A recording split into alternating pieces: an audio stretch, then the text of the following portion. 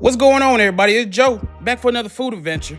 I didn't know if y'all heard Mildred just opened up a new South Plaza location, and it's an honor they let me come in and check this spot out before their grand opening tomorrow, January 10th. When I walked in, I was impressed instantly. It's much bigger than the other location, but it's the good same old vibes. The cranberry cheese Danish caught my eye, and the brioche cinnamon roll.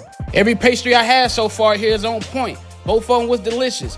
What's your favorite pastry from Mildred? Let me know in the comments below. I normally get the breakfast sandwich when I come, but I've been hearing about this breakfast wrap for a while, and I really want to check it out. It was hot, it was fresh, it was tasty. I love it.